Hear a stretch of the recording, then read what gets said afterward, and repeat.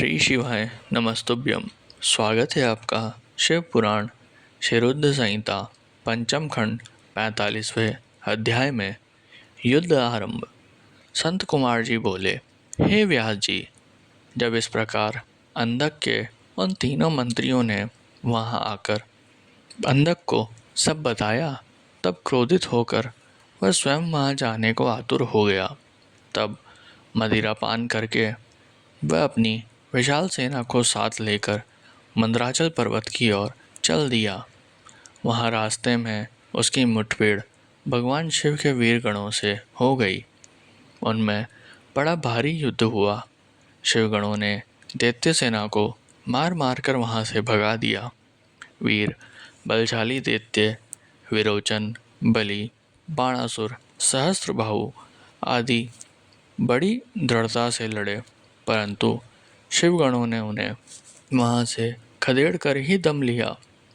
उस समय वहां की धरती रक्त से लाल हो गई। जब असुरों की सेना ने देखा कि वह किसी भी प्रकार से शिवजी के गुणों को नहीं हरा पाएंगे, तब वह स्वतः ही वहां से लौट गए। उधर जब वहां शांति हो गई, तब भगवान शिव अपनी प्रिया देवी पार्वती से बोले, हे प्रिय, मैं यहाँ पर अपने उत्तम पाशुपात व्रत का पालन करने के लिए आया था, परंतु यहाँ पर मेरे व्रत में विघ्न पड़ गया है। अतः अब मैं इस व्रत को यहाँ पर पूरा नहीं कर सकता। इस व्रत को पूरा करने के लिए मुझे पुनः किसी अन्य निर्जन स्थान पर जाना पड़ेगा। देवी, तुम यहीं पर रहो और मैं किसी अन्यत्र स्थान पर जाकर अपने पाशुपात व्रत का अनुष्ठान पूरा करूँगा। यह कहकर भगवान शिव अपने व्रत को पूरा करने के लिए वहाँ से किसी दूसरे वन में चले गए और पार्वती देवी वहीं मंदराचल पर्वत पर एक गुफा में रहने लगी। भगवान शिव निर्जन वन में जाकर अपने पाशुपत व्रत को पूरा करने के लिए घोर साधना करने लगे। उधर दूसरी ओर देवी पार्वती वहां अकेली रहकर अपने पति भगवान शिव के लौटने की प्रतीक्षा करने लगी। उनकी रक्षा के लिए भगवान शिव का गण वीरक सदा उनकी गुफा के बाहर पहरा देता रहता था। दूसरी ओर दैत्यराज अंधक को, जिसे एक बार शिवगणों ने परास्त करके वहां से खदेड़ दिया था, देवी को प्राप्त किए बिना चैन कहाँ आने वाला था। उसने पुनः मंदराचल पर्वत पर चढ़ाई कर दी। जैसे ही अंधक और उसकी दानव सेना पर्वत पर पहुंची, वीरक ने उनसे युद्ध करना आरंभ कर दिया।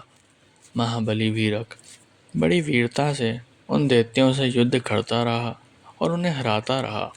उनके बीच भयानक अस्त्र शस्त्रों का प्रयोग होता रहा। जब किसी भी तरह वीरक को युद्ध में पराजित करना संभव ना हुआ, तो दैत्यों ने वीरक को चारों ओर से मिलकर घेर लिया। जब गुफा के अंदर बैठी देवी पार्वती को यह ज्ञात हुआ कि उनका प्रिय रक्षक चारों ओर से दानवों से घिर चुका है, तो उन्होंने अलौकिक रीति से ब्रह्मा, विष्णु और देवताओं का मन में स्मरण किया। ये ज्ञात होते ही कि जगत जननी जगदम्बा माँ पार्वती ने स्मरण किया है, पल भर में सब देवता वहाँ मंदराचल पर्वत पर उपस्थित हो गए और दैत्यों से युद्ध करने लगे। जब वीरक ने देखा कि अब वह अकेला नहीं है, उसके साथ पूरी देव सेना खड़ी है, तो वह हर्षित मन से पुनः युद्ध में लग गया और तब उसका जोश देखते ही बनता था। देवताओं ने ब्राह्मी, नारायणी, इंद्री, विश्वानरी, याम्या, निऋति, वारुणी, वायवी, कुबेरी, यक्षेश्वरी और गारुड़ देवी का रूप धारण किया हुआ था। अनेकों आयुधों से सुसज्जित होकर वे युद्ध कर रहे थे। इस प्रकार इस भीषण युद्ध को चलते चलते कई हजार वर्ष बीत गए।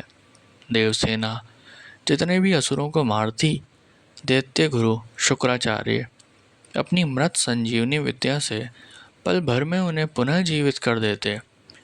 इस प्रकार दैत्य सेना न कम हो रही थी और न ही वह हार मान रही थी।